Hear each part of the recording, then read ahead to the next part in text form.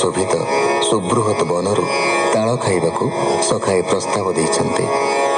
ବଳରାମ ମାରିଛନ୍ତି ସେହି ବନର ନରମାଂସ ଭୋଜି ଗର୍ତ୍ତବ ରୂପଧାରୀ ଧେନୁକାସୁରକୁ। ଇତ୍ୟବସରେ ଗ୍ରୀଷ୍ମକାଳର ମଧ୍ୟାହ୍ନରେ ଦିନେ ସମସ୍ତେ କାଳିନ୍ଦୀ ହ୍ରଦ ତୀରକୁ ଯାଇଛନ୍ତି।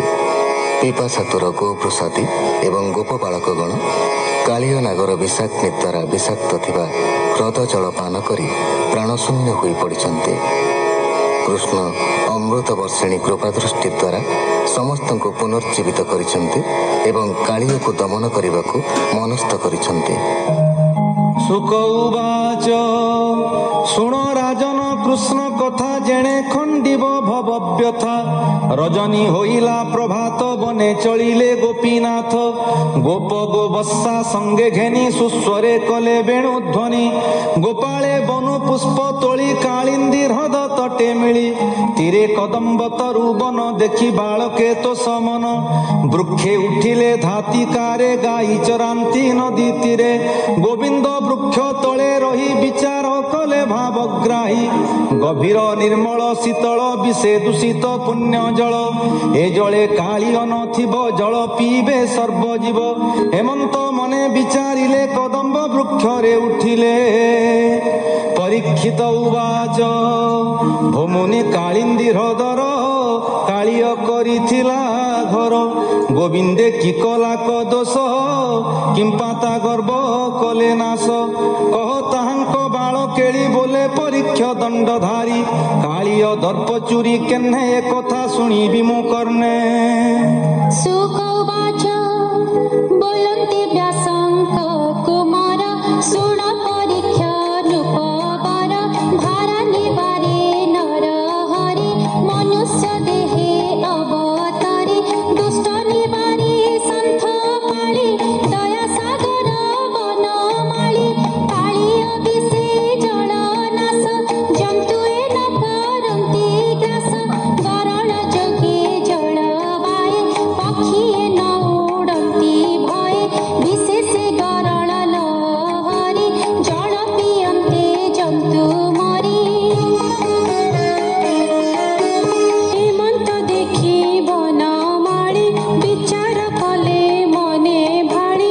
ମୋହର ନ ହୋଇ ସହିଲା କାଳି ଅନୀତି ଆଚରିଲା। ଭାରା ନିବାରେ ମୋର ଜନ୍ମ ହେମନ୍ତେ ବିଚାରିଣ ମନ। ଦାସ ବତ୍ସଳ ହୃଷିକେଶ ଗାଢ଼ି ପିନ୍ଧିଲେ ପୀତାବାସ। ଆନନ୍ଦେ ବାହା ସ୍ଫୋଟ ମାରି କଦମ୍ବ ଡାଳ କରେ ଧରି। ଜଳେ ପଡ଼ିଲେ କୃଷ୍ଣ ଡେଇଁ ଦେବେ ଦେଖନ୍ତି ସ୍ୱର୍ଗେ ରହି। ଜଳ ଯେ ଉଛୁଳିଲା ବେଗେ ସତିକ ଧନୁ ଚାରି ଦିଗେ।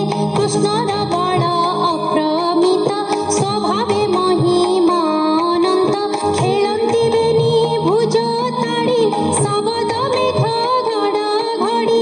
କାଳିୟ ଶୁଣିଲା ପାତାଳେ କିସ ଶବଦ ମୋର ଜଳେ। ଦେଖିବ ବୋଲି ବିଜେ କଲା ସହସ୍ର ଫଣା ଉଭାରିଲା।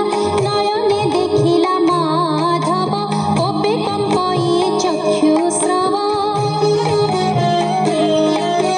ନୀଳଜିମୁତ ଦେହ କାନ୍ତି ମଣି କଙ୍କଣ ଝଟ କାନ୍ତି। ଶ୍ରୀବତ୍ସ ଚିହ୍ନ ପୀତବାସ ରଙ୍ଗ ଅଧରେ ମନ୍ଦହାସ। ନିଶ୍ଚିନ୍ତେ ଖେଳନ୍ତି ମୁରାରି ସର୍ପ ଧାଇଲା କୋପ କରି। କୋମଳ ଚରଣୀ ଦଂଶିଲା ଦେହ ନିବିଡ଼େ ବନ୍ଦୀ କଲା। ଗୋପାଳେ ବୃକ୍ଷ ଡାଳେ ଥିଲେ ଜଳେ କୃଷ୍ଣଙ୍କୁ ଅନାଇଲେ। କାଳିୟ କରିଛି ବନ୍ଧନ ଗରଣ ବହଇ ବଦନ। ନାଗରେ ବନ୍ଧନ ଶରୀର ଦେଖି ବାଳକେ ଥରହର। ମନ ନୟନ କୃଷ୍ଣ ଦେହେ ଢଳି ପଡ଼ିଲେ ଶୋକ ମୋହେ। କାନ୍ଦନ୍ତି କୃଷ୍ଣଙ୍କୁ ଅନାଇ ବିକଳ କି ପାରିବ କହି। ବର୍ଷାଏ କାନ୍ଦିଣ ବିକଳ ଆବରି କଦମ୍ବର ତଳ। ଗୋକୁଳେ ପଡ଼ିଲା ଅରିଷ୍ଟି ରୁଧିର ସଙ୍ଗେ ଜଳ ବୃଷ୍ଟି। ଭୂମି କମ୍ପଇ ଥର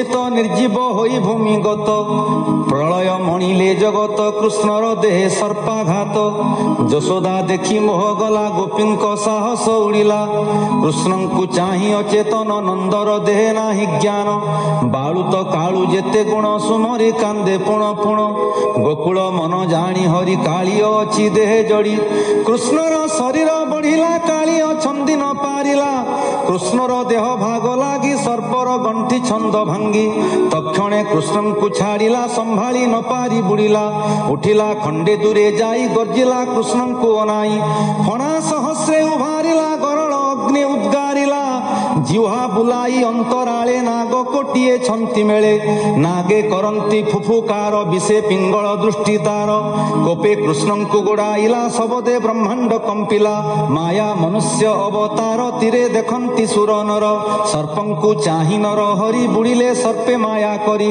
କାଳିଅ ଖୋଜିଲା ଅନେକ ଗଭୀର ଜଳ ଦୀର୍ଘ ପାଖ ଲୋଡ଼ି ନ ପାଇ ଦାମୋଦର ପୁଣି ତୋଳିଲା ନିଜ ଶିର କୃଷ୍ଣଙ୍କୁ ଦେଖିଲା ନିକଟେ ଗୋପୀ ଗୋପାଳେ ଜଳ ତଟେ ଦେଖି ପଳାନ୍ତି ଚକ୍ରଧର ଘୁରିଲେ ମଣ୍ଡଳ ଆକାର ସର୍ପ ଗୋଡ଼ାଇ ନ ପାରିଲା ଫୁଟିଣ ଗରଳ ଛାଡ଼ିଲା।